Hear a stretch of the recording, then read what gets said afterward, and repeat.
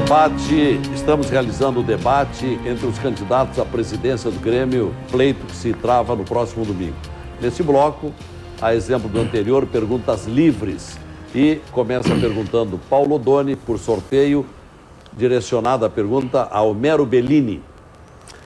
Caro amigo Homero Bellini, tu acompanhasse bem, vocês acompanharam, compartilhamos juntos, no Conselho do Grêmio, todos os debates sobre o projeto Arena do Grêmio. No começo foi muito difícil, todo mundo torcia o nariz, a gente mesmo achava que estava fazendo um sonho muito ousado. Digo, será que estão malucos? Hoje de manhã eu pude recapitular tudo isso quando a família Mostardeiro pediu para ver a Arena. Eles eram os proprietários da Chácara dos Mostardeiros, onde a Baixada do Grêmio, onde o Grêmio começou.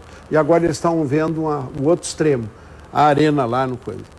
E todos extasiados, porque aquilo era o futuro do Grêmio. Eu pergunto para ti o seguinte, o papel da Arena na vida do Grêmio, tem medo que a Arena vá ser maior do que o Grêmio, que é uma preocupação do Dr. Koff? Ou tu tem consciência e tem projeto para o que fazer com o Grêmio pós-Arena? Bom, eu tenho muito claro que nada é maior do que o Grêmio. Nada, nenhum estádio, nenhum jogador, nenhum presidente, nada é maior do que o Grêmio é maior do que tudo. Todas essas coisas são passageiras, tanto que o Grêmio vai para o seu terceiro estádio. Já temos inúmeros presidentes durante toda essa história, milhares de jogadores, enfim. Então a única coisa que é perene é a paixão por esse grande clube, que é de propriedade do seu torcedor, que é o único dono de tudo. Então eu não tenho nenhuma dúvida, Doni, que o Grêmio é muito maior do que a Arena. Agora, a Arena, é claro, é um grande estádio, é algo que pode, se bem aproveitado o estádio em todas as suas possibilidades multiuso, é um estádio que nos permite gerar muitas receitas e por isso eu tenho falado tanto sobre a questão da gestão, do projeto de gestão, porque eu tenho feito algumas críticas referindo que o Grêmio tem uma capacidade de geração de receita já hoje que para nós não é completamente utilizada. Então a Arena oferece uma grande opção de catapultar receitas, se bem utilizada, se bem aproveitada, em cima de um projeto claro e efetivo. Se não houver esse projeto, se não houver o melhor conceito, a Arena terá toda essa possibilidade e seguirá sem gerar as receitas melhores para o clube. Réplica. Pois é, Homero. A gente, quando projetou a Arena, lá 8 anos atrás, o Antonini foi viajar pela Europa para ver as arenas, a Arena Amsterdã, os arquitetos vieram aqui propor para nós isto, que seria o futuro do futebol. Hoje todo mundo diz isso. Nós pensamos na Arena como um instrumento para que o Grêmio pudesse alavancar e ser entre o top dos clubes. Pois bem, eu não tenho o menor receio de achar que a gente está superdimensionando a Arena. Não, a Arena está ali para servir ao Grêmio. Para, em vez de tirar recursos do Grêmio para sua manutenção, que o nosso velho querido Olímpico tem, a Arena vai dar recursos para o Grêmio poder focar no seu futebol, na exploração da sua marca e no seu quadro social. Então, esta visão sobre a Arena está baseada no que a gente pensou e nos depoimentos que nos trouxeram antes da gente começar a construção, mas corroborado agora e agora pelos estudos técnicos que nós fizemos. O que foi para o Conselho com os projetos feitos para o Grêmio pós-Arena demonstra exatamente isso. O Grêmio tem tudo para utilizar a Arena para ele ser dos maiores clubes do mundo, seu top. Essa compreensão é que nós esperamos que seja, que tenha, e que todos nós tenhamos a inteligência de poder usar. A gente tem isso muito claro. O Antonini viveu 8 anos. Isso, descartar o Antonini, como é uma vontade aí de outras chapas, é um crime, porque qualquer empresa queria trazer para si esse acervo intelectual da experiência Réplica.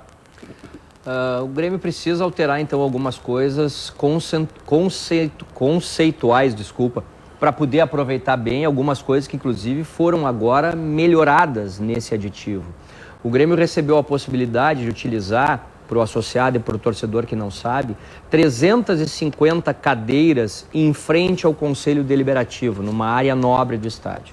Só que o Grêmio precisa modificar um conceito, que é o conceito paternalista, de dar essas cadeiras para serem utilizadas pelos seus conselheiros. Ser conselheiro do Grêmio é honraria.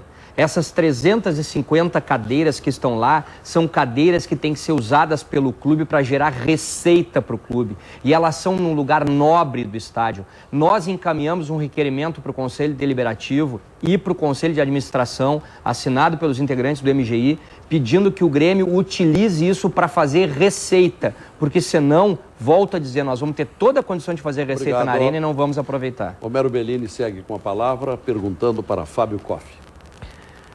Fábio, eu sei que é uma preocupação tua também e é uma nossa muito grande a questão das categorias de base. Falando especificamente sobre isso, sabes o projeto que nós temos a respeito e que depois eu vou ampliar, mas eu queria saber de ti algumas coisas muito pontuais a respeito da questão das categorias de base. Primeiro, se tu imagina que ela deva ter um orçamento próprio, desvinculado do orçamento profissional. Segundo, que tipo de cuidado deve se ter, se é que tu acha que deve ter, com os jogadores que vêm de longe? Que tipo de estrutura deve ser dada para esse tipo de jogador? E mais, que avaliação mais adequada, tu imagina, deva ser feita para os jogadores que vêm, para fazer testes, para evitar que o Grêmio, eventualmente, por um assodamento ou pela avaliação de uma única pessoa, possa perder grandes jogadores para o futuro? Olha, Bellini, é uma preocupação que nós temos também.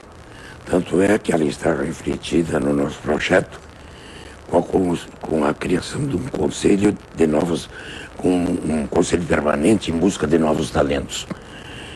Porque é nossa intenção estabelecer relacionamentos mais próximos com os clubes fora do Brasil, Uruguai, Argentina, Paraguai, Chile, para ter um mercado maior na busca de atletas.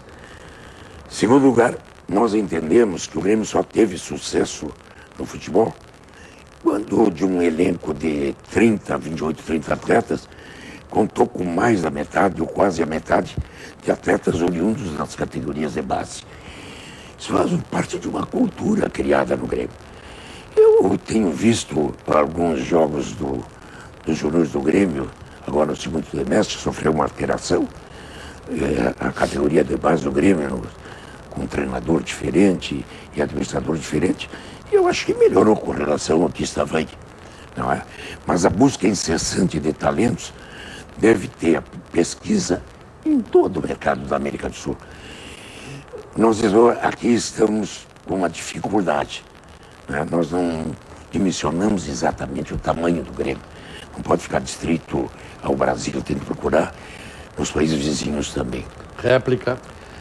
Nós estamos aqui falando sobre os investimentos, sobre a necessidade que o Grêmio teria relativamente a Zé Roberto e contratações de outros grandes jogadores de porte. E nós somos obrigados a falar sobre isso, porque não é de hoje, não é uma referência específica ao Polodoni. Há muitos anos o Grêmio não faz um investimento adequado nas suas categorias de base. Por isso tem que investir para contratar tantos jogadores, porque não tem na sua formação jogadores que venham com essa qualidade. A gente tem batido muito na criação de uma enorme rede de olheiros espalhada por todo o Brasil, nas grandes capitais, interior de São Paulo, interior do Rio Grande do Sul. Muitas vezes o Grêmio perde jogadores que vão direto para Rio e São Paulo, sem passar por aqui, jogadores qualificados. Uma rede de olheiros que seja muito bem remunerada, vinculada ao Grêmio na condição de empregados efetivos, que seja estimulada por atingimento de metas e, ao atingir essas metas, tenha um reforço no seu ganho, que tenha direito a uma comissão quando da venda de atleta trazidos por eles, porque todo atleta que vier a ser trazido por essa rede de olheiros, ele será quase que integralmente nos direitos econômicos de propriedade apenas do Grêmio, o que fará com que o Grêmio decida o momento da venda e o que fará que, quando da venda, grande parte do valor oriundo seja do próprio clube, e permitirá a criação de um fundo de reserva que reinvista boa parte do valor da venda dentro das próprias categorias de base, mantendo-as sempre muito fortes e criadora de grandes jogadores. Réplica. Olha, Bellini, nós teremos contas separadas, não só orçamento separado, com contas separadas em todas as unidades lá do Grêmio, com remuneração por objetivos alcançados, desde o futebol profissional até as categorias de base. Isso está certo. de ter uma rede de olheiros aí no Brasil. O que nós temos também que conceituar e separar o especulador do investidor no futebol. O investidor é essa figura que tu está sublinhando, que deixa o resultado, parte do resultado obtido no investimento do atleta no clube. O especulador é aquele que aposta no atleta, o seu capital é íntegro, ele não coopera nem com o salário do atleta. E quando ele vai embora, ele leva o lucro proporcional à parte que ele tem nos direitos econômicos. Isso aí tem que haver um limite. Fábio Koff continua com a palavra, perguntando para Paulo Odoni. Presidente Odoni, eu quero dividir com o senhor, compartilhar com o senhor, uma preocupação que eu tenho ouvido do torcedor no interior, quanto aos preços do futebol. O senhor não teme que por um processo de licitação de público, caso eleito, como é que o senhor pretende administrar esse problema do torcedor com menor poder aquisitivo? Olha, Fábio, do projeto da Arena, se tu te debruçar sobre ele para ver como é que ele foi feito e a migração dele, ele é feito para que uma camada de elite, quem quer o conforto de uma cadeira Gold ou de um camarote, vai financiar os outros lugares mais democráticos do clube. Isso democratiza, divide. Por exemplo, nós mantivemos o preço da geral, R$ 92. Os jogadores estavam lá. Nós deixamos a escolha no meio, no aro de cima, que o Grêmio comprou, entre aspas, da UAS, para aqueles que queriam optar pelo valor um pouco mais alto das cadeiras numeradas. E deixamos as cabeceiras e as curvas, que lá na Arena, cá para mim, não faz diferença nenhuma, porque tem a visão do clube de cima e é muito junto ao campo, para serem mais baixos, para poderem também os sócios do Grêmio migrar. O resultado foi migração de 100%, mais 10, 20% quase, que foram pessoas que pediram para agregar seus descendentes, seus filhos, seus sobrinhos, e nós abrimos isso porque tinha espaço. Esse é o conceito que a gente tem da Arena e de poder fazer isso. Agora, nós queremos chegar a achar que o Grêmio deve ter 100, 200 mil sócios. Eu não vou ser dirigente do Grêmio quando ele chegar aos seus 200 mil. Mas o Barcelona faz isso com o estádio pela metade, e aquele que não vai ao jogo põe o seu lugar no pool do Grêmio para permitir vender um terceiro ao sócio torcedor, por exemplo, que se habilita, e ele poder amenizar a sua ingresso. Tem um instrumental bárbaro para permitir essa não elitização do estádio. Tudo bem, presidente, é que eu estou baseado nos exemplos, principalmente da Inglaterra, onde o aumento dos recursos da televisão fez com que os espaços da publicidade estática ocupou o que era a antiga Coreia. Não é? E houve um processo de elitização. Tanto é que a pirâmide inverteu-se. Lá a classe A e B é a que mais frequenta o estádio. A C e a D fica cornetando fora do estádio. Houve manifestações de torcedores lá no Manchester que não tinham acesso ao estádio. E a minha preocupação, presidente, é decorrente de algumas manifestações de associados do interior, que ocorreu uma equalização das mensalidades dos sócios. Não há mais distinção de valores entre o sócio do interior e o sócio da capital.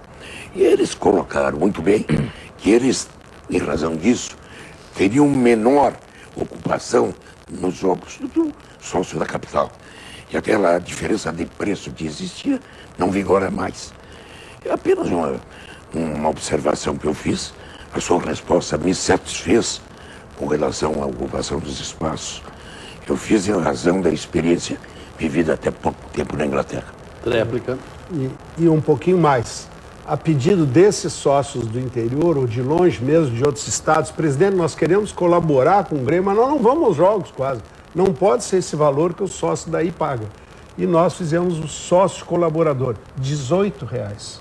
R$18, ele tem todos os direitos dos outros sócios, inclusive votar em nós, e ele se mantém sócio.